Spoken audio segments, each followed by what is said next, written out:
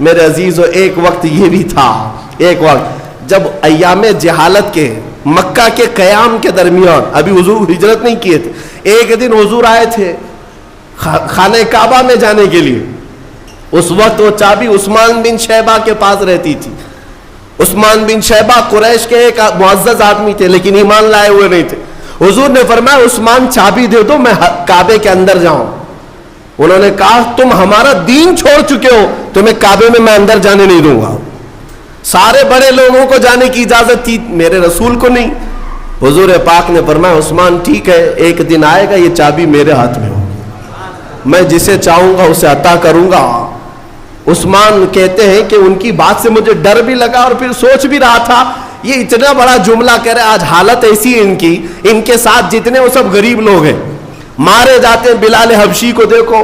اور پھر جب وقت ایسا آیا کہ حضور ہجرت کر کے چلے گئے تو عثمان کہتے ہیں اب تو سوال ہی نہیں آتا کہ کعبے کی چابی ان کے پاس جائے. وطن چھوٹ گیا، گھر چھوٹ گیا، ساتھی مارے گئے، سب چلے گئے. لیکن عثمان بن شیبہ کہتے ہیں 7 سال کے بعد جب حضور واپس آئے اور 10,000 صحابہ کے ساتھ واپس آئے، حرم کعبہ میں داخل ہوئے تو سب کچھ بدل چکا تھا. کعبے کے دروازے کے قریب جا کر میرے آقا نے پکارا عثمان بن شیبہ کہاں ہے؟ وہ آئے، ایمان لائے نہیں تھے، ابھی کافر ہی ہے. چابی لا کر میرے آقا سے کہا کہ آپ نے سچ کہا تھا 7 سال پہلے، یہ چابی آپ کے حوالے ہے. میرے آقا نے اپنے ہاتھوں سے چابی کو کھولا کعبے کو اور صاف کیا اور اس کے بعد باہر آئے. کہا میں یہ چابی اب اس کو دوں گا جس سے قیامت تک کوئی نہیں چھین سکے گا. پھر صحابہ کہتے ہیں ہم سب کو یہ شوق تھا کہ یہ چابی ہمیں مل جائے. حضرت ابو بکر، حضرت عمر، کون بڑے بڑے صحابہ شوق رکھتے تھے کہ یہ چابی ہمیں مل جائے. میرے آقا صلی اللہ علیہ وسلم نے سارے مجمع میں پھر سے پکارا عثمان بن شیبہ ادھر آ جاؤ، میرے رب نے مجھے حکم دیا ہے جس کی امانت ہے اسے واپس لوٹایا جائے. تمہارے خاندان میں چابی تھی، تم رکھو. اتنی رحمت دیکھ کر کے وہ ایمان لے آئے اور میرے ساتھ رسول کے صحابہ میں داخل ہوئے. اور آج 1400 سال گزر چکے، چابی آج بھی عثمان بن شیبہ کی اولاد میں ہی ہے. کئی بادشاہ آئے بدلے، آئے گئے، لیکن وہ چابی آج بھی اسی خاندان میں موجود ہے. دوسری بات یہ فتح مکہ کے دن لوگ آپس میں بات کیا کر رہے تھے پتہ ہے؟ الیوم یوم الملحمہ، آج چیتڑے اڑانے کا دن ہے، آج گوشت کے ٹکڑے اڑیں گے، جتنا انہوں نے ظلم کیا سب کو دکھایا جائے گا. اور مکہ کے بڑے بڑے لوگ قیدی بن کر کے حرم میں آئے تھے. میرے آقا صلی اللہ علیہ وسلم اونچے ٹیلے پر کھڑے ہوتے ہیں اور ان سب مکہ والوں سے پوچھتے ہیں تمہارا میرے بارے میں کیا خیال ہے، تم کیا سمجھتے ہو؟ تو ان سب لوگوں نے کہا انت کریم ابن کریم ابن کریم، ہم نے دیکھا ہے تم بھی شریف ہو، تمہارے باپ بھی شریف، تمہارے دادا بھی شریف تھے، تم شریفوں کی اور کریموں کی اولاد میں سے ہو.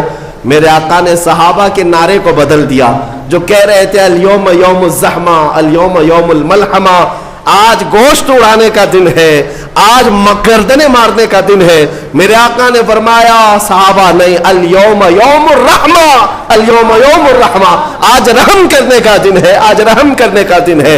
ان ظالموں کو میں بتانا چاہتا ہوں جو میرے آقا صلی اللہ علیہ وسلم کی ذات پر کیچڑ اچھالتے ہیں، تمہیں اگر چھوٹا تخت بھی ملے تو تم سب سے پہلے غریبوں کا خون چوستے ہو. آؤ میرے مصطفیٰ کے قدموں میں جنہیں اللہ نے پوری دنیا کی سلطنت عطا کی، ان کے اپنے جانی دشمنوں کو میرے مولا نے سامنے کھڑا کیا. لیکن لاؤ تاریخ میں ایک مثال جس محمد عربی نے اپنے قاتلوں کو یا اپنے قتل کرنے والے منصوبے بنانے والوں کو ایک ہی دن میں سب کو معاف کر دیا ہو، سب کو آزاد کر دیا ہو. یہ کہا ہو اذهبوا انتم الطلقاء، جاؤ تم آج سب کے سب آزاد ہو، سب کے سب آزاد ہو.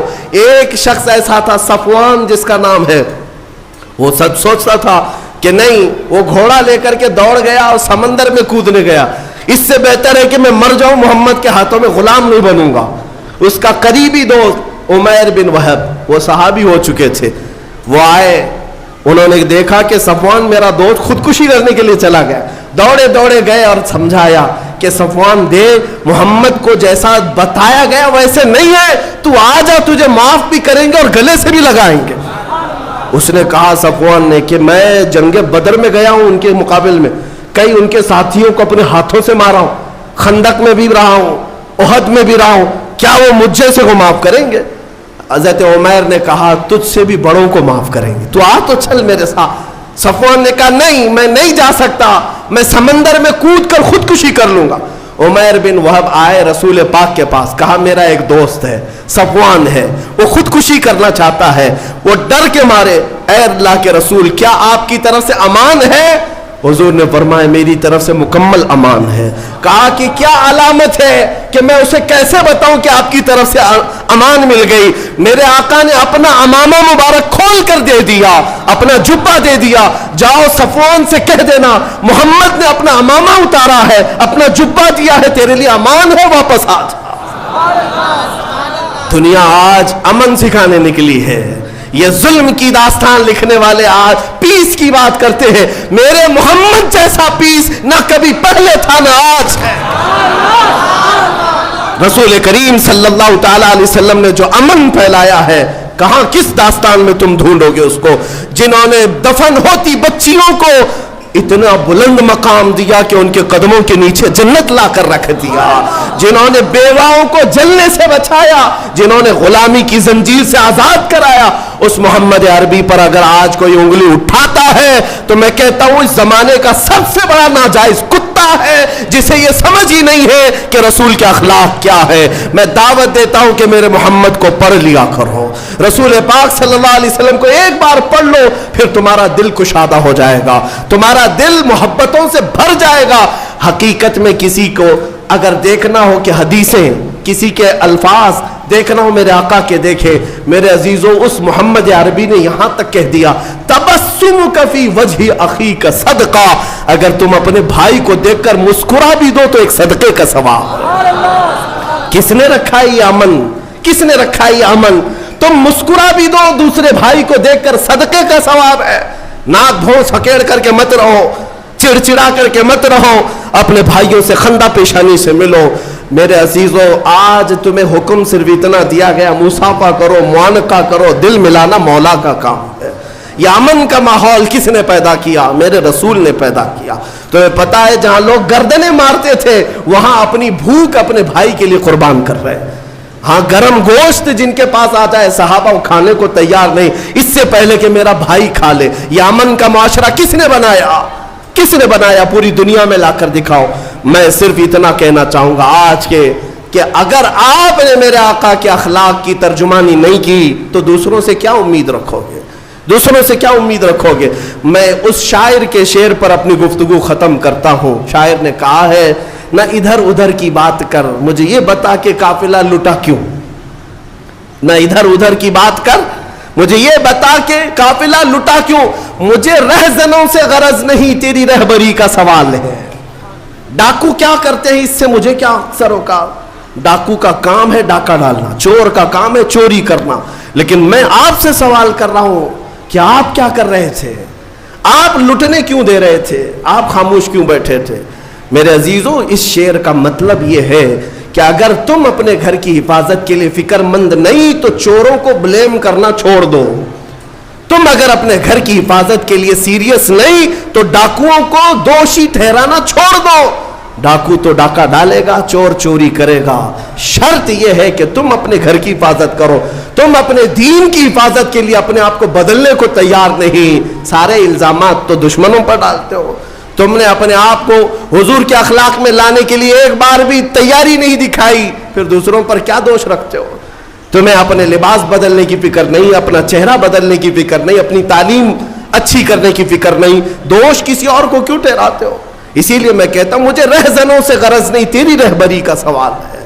تم آؤ دامن مصطفیٰ میں. میرے مصطفیٰ کریم صلی اللہ علیہ وسلم کے اخلاق سے بڑھ کر دنیا میں کسی کے اخلاق ہیں؟ قرآن جن کے اخلاق کی گواہی دیتا ہے, وہ چھوڑ کر اگر ہم دوسروں کے چرنوں میں جائیں گے تو پھر حال یہی ہوگا ان کے جو ہم غلام تھے خلق کے پیشوا رہے, ان سے پھرے جہاں پھرا, پھر آئی کمی وقار میں. صرف شرط اتنی ہے اے سنی مسلمان, ہمیں کرنی ہے شہنشاہ بطحا کی رضا جوئی. ہمیں کرنی ہے شہنشاہ بطحا کی رضا جوئی. وہ اپنے ہو گئے تو رحمت پروردگار اپنی, اگر حضور کی طرف تم متوجہ ہو گئے تو بس ساری دنیا تمہاری ہے، اقتدار تمہارا ہے۔ شرط یہ ہے ادخلوا فی السلم کافہ، پورے کے پورے مسلمان ہو جاؤ، پورے کے پورے مومن ہو جاؤ، پورے کے پورے غلام مصطفیٰ ہو جاؤ۔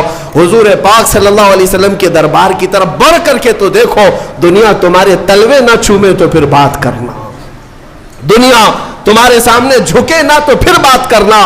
اس لیے کہ مولا کا قانون ہے، وہ عزتیں اسے دیتا ہے جو اس کے نبی کی غلامی کرتی ہیں، وہ عزتیں انہیں نوازتا ہے جو اس کے نبی کے شیدا ہوتے ہیں۔ میرے عزیزوں، آج یہ ممبر، آج یہ محراب مجھے اس لیے نہیں دیا گیا کہ میں کسی بڑے باپ کا بیٹا ہوں، یہاں صرف اس لیے کھڑا کیا گیا ہے کہ محمد عربی کا غلام۔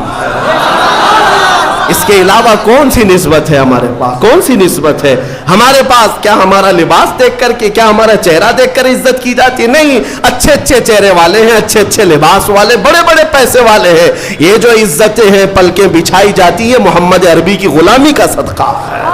ہاں، اسی بات پر آپ بھی آ جاؤ، یہ ناز یہ انداز ہمارے نہیں ہوتے، جھولی میں اگر ٹکڑے تمہارے نہیں ہوتے، روشن میری قسمت کے ستارے نہیں ہوتے، جب تک کہ مدینے سے اشارے نہیں ہوتے۔ بے دام ہی بک جائیے بازار نبی میں، اے مسلمانوں، بے دام ہی بک جائیے بازار نبی میں، اس شان کے سودے میں خسارے نہیں ہوتے۔ جب تک بکے نہ تھے تو کوئی پوچھتا نہ تھا، یا رسول اللہ تم نے خرید کر ہمیں انمول کر دیا۔